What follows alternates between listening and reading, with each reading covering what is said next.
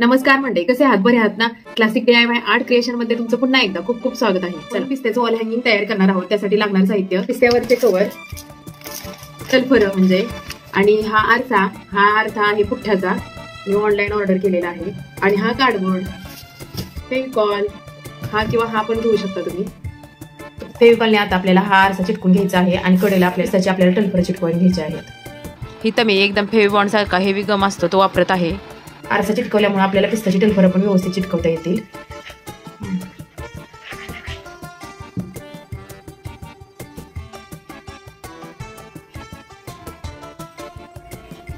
आता इथं कडनी 2-2 इंचाचं माप टाकून हे कट करून घ्यायचं आहे. मी इथं कडनी माप टाकून घेत आहे टेपने आणि मग कट करून घेणार आहे. 1.5 किंवा 2 इंचाचं माप टाकायचंय आपल्याला. इथं 1.5 इंचाचं टाकते.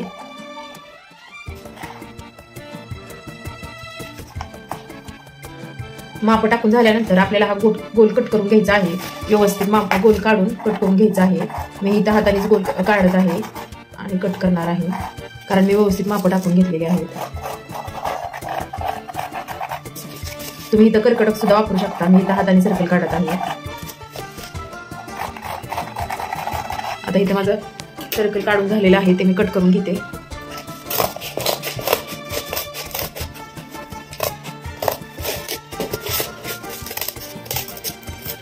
ह्या आधी सर्कल कट करून घेऊन मग नंतर मी आरसामध्ये चिटकवला तरी चालतंय.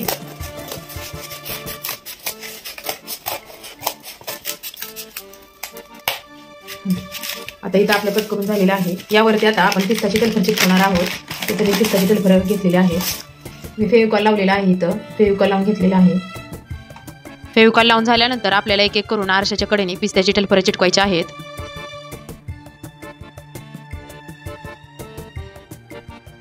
इथं माझा एक राऊंड चिटकून झाल्यानंतर कडेने फेविकॉल लावून अजून एक दुसरा राऊंड चिटकून घेत आहे.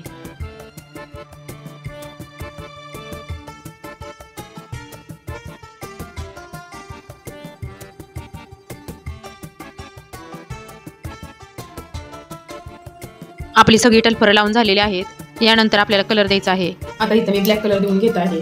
तुम्हाला आवडेल तर तुम्ही कलर देऊ शकता.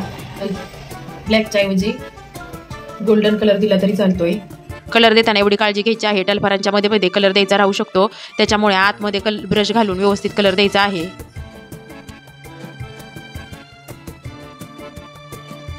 इथं आता ब्लॅक कलर मारून झालेला आहे, तो सुकून द्यायचा आहे. त्यानंतर मेटॅलिक गोल्डन कलर द्यायचा आहे. इथं गोल्डन कलर देताना एकदम हलक्या हाताने द्यायचा आहे. हलक्या हाताने ब्रश फिरवायचा आहे, जेणेकरून अँटिक पीसचा इफेक्ट आला पाहिजे. इथं आता माझा मेटॅलिक कलर देऊन झालेला आहे. आता मी यावरती छोटे छोटे आरसे चिटकवत आहे.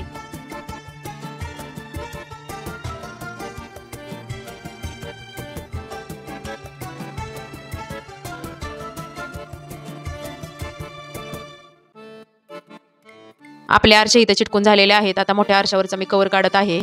इथं झालं आता आपलं विकाच्या सारखं सुंदर असं वॉल पीस तयार.